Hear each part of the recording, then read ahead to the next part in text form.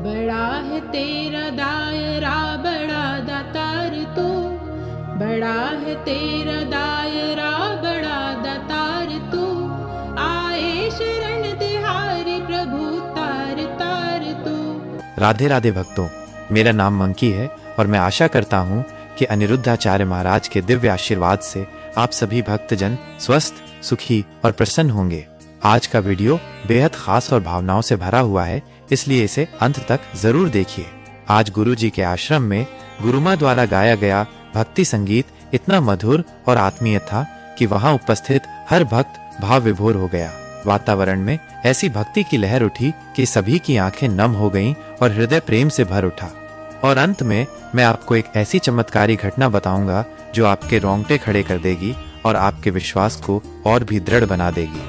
तो कृपया वीडियो को अंत तक जरूर देखें और बागेश्वर धाम सरकार व अनिरुद्धाचार्य महाराज के आशीर्वाद हेतु लाइक, सब्सक्राइब, शेयर और प्यारा सा कमेंट जरूर करें। जब महाराज जी का विवाह नहीं हुआ था तब वे एक विशेष भजन सभा में भाग लेने पहुंचे थे। वह सभा बहुत ही भक्तिमय वातावरण में आयोजित की गई थी, जहां चारों ओर भक्ति की गूंज थी और हृदयों में ईश्वर के प्रति प्रेम उमड़ रहा था। उसी सभा में एक कोने में गुरु माँ भी उपस्थित थीं। वे बिल्कुल शांत, विनम्र और ईश्वर में लीन थीं।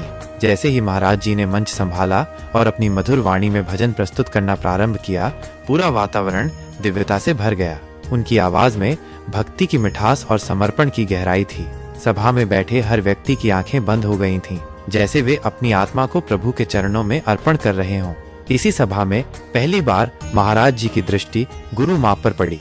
वे उनकी शांत मुद्रा और आंखों में बसी ईश्वरीय भक्ति से प्रभावित हुए। लेकिन उस दिन सिर्फ दृष्टि का मिलना था, भविष्य ने उनके लिए कुछ और ही योजना बनाई थी।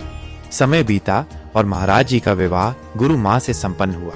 विवाह के कुछ समय बाद महाराज जी ने एक भव्य भजन संध्या का आयोजन किया। यह आयोजन न केवल सामाजिक रूप से बड़ा था, बल्कि आध्यात्मिक रूप से भी अत्यंत महत्वपूर्ण। हजारों की संख्या में भक्त पंडाल में एकत्र हुए थे। चारों ओर सजे हुए दीपक, फूलों की मालाएं और मंच पर बैठे महाराज जी जैसे स्वयं ईश्वर का साक्षात स्वरूप उपस्थित हो। उन्होंने जब पहला भजन गाया तो जैसे एक लहर सी भक्तों के हृदयों में दौड़ गई।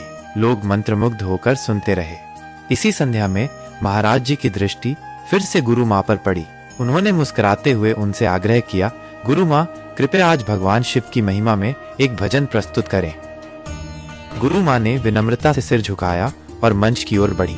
जैसे ही उन्होंने भजन की पहली पंक्ति गाई, भोले शंकर के चरणों में मेरा सारा जीवन अर्पण, पूरा पंडाल एक क्षण को थमसा गया। उनकी आवाज में ऐसी मिठास थी, ऐसी गहराई थी जो आत्मा को स्पर्श कर जाती थी। गुरु माँ का गायन कोई साधारण गायन नहीं था।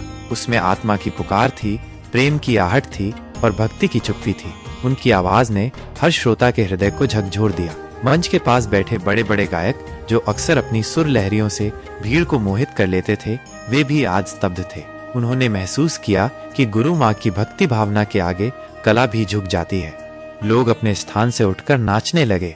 ताली की गूंज, भक्ति का उल्लास और शिव के नाम की जयकार पूरे वातावरण को शिवमय बना रही थी। यह केवल एक गीत नहीं था, ये उस आत्मीय प्रेम का प्रदर्शन था जो किसी भक्त का अपने ईश्वर से होता है। जैसे ही भजन समाप्त हुआ, पंडाल तालियों से गूंज उठा। लोग अपने आंसुओं को नहीं रोक पाए। कोई हाथ जोड़कर नतमस्तक था, कोई रोते हुए गुरु माँ को निहार रहा था। महाराज जी की आंखें भी नम थीं। उन्होंने मंच पर जाकर गुरु माँ को हाथ जोड़कर प्रणाम किया और कहा, आपने आज हमारे शिव को सजीव कर दिया। आपकी भक्ति मेरे हृदय को छू गई। उस दिन के बाद गुरु माँ का नाम हर किसी की जुबां पर था। लोग कहते, उनकी आवाज में वो शक्ति है जो आत्मा को प्रभु से मिला दे। इस भजन ने ये सिद्ध कर दिया कि सच्ची भक्ति में जो ताकत होती है, वो किसी भी मंच, किसी भी कलाकार और किसी भी सीमा को पार कर सकती है।